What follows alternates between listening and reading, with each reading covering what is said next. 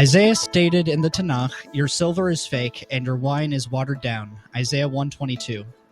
At this point in time, Isaiah lived in Jerusalem during the latter half of Israel's kingdom and was speaking with the leaders of Jerusalem and Judah on God's behalf.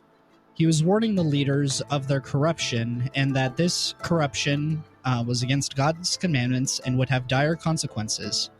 Among these sins, Isaiah emphasizes how Jerusalem, once the holiest place in the Jewish world, had been reduced to a city that is now a quote-unquote whore and full of murderers. It lists among these grave sins the aforementioned watering down of wine, the commissioning of fake silver, and other horrible things.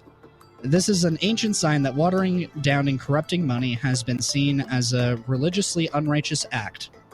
In the next verse, Isaiah says, "Your rulers are rogues and cronies of thieves, everyone avid for gifts and presents."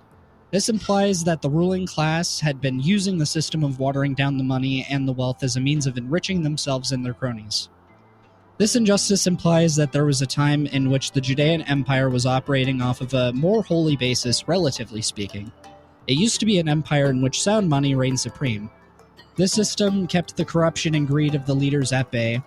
However, once the leaders realized they could exploit the system of sound money for their own gain, the once holy city fell into moral depravity following the actions of their so-called leaders. Therefore, righteous leaders can decide to step aside and let sound money rule.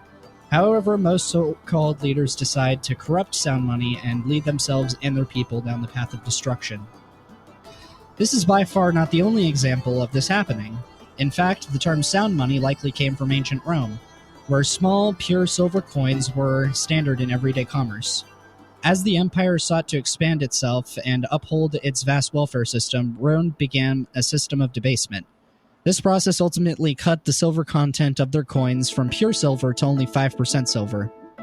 However, this made morale fall significantly in the Roman Empire. Roman soldiers did not want to risk their lives expanding the empire for worthless metals. As a result, after the fall of sound money, the Roman Empire fell shortly thereafter as it sunk into an almost endless cycle of moral decay and cronyism. Fast forward to today, America is the biggest empire in human history. It has been able to reach those heights through the adoption of sound money and the comparatively strong protection of property rights. However, over the past 100 years or so, the American Empire has abandoned the use of sound money. It instead opted for what the leaders of the Judean and Roman Empire did, thus predicting to similar results. However, the biggest difference now is humanity finally has a system of sound money that is impervious to the susceptibility of debasement. Cryptocurrency is a transparent system of money that cannot be inflated or manipulated. One Bitcoin will always be one Bitcoin. Bitcoin is strong enough to withstand the corrupting influence of greedy leaders that would seek to enrich themselves off of the collective, voluntary interaction of others. This money would succeed where silver and gold failed as a means of exchange, as it is impossible to clip coins. Cryptocurrency operates on a ledger that is viewable to every person regardless of their profession or level of wealth or influence, making it impossible to debase like gold or silver. This technology can be used to prevent this type of corrupt currency debasement from happening ever again. Cryptocurrency provides moral people a tool of righteousness at their fingertips. It is our duty as those that advocate morality and for a better world to actively push that vision forward, and with cryptocurrency. It has never been this easy to retain this level of morality in our money.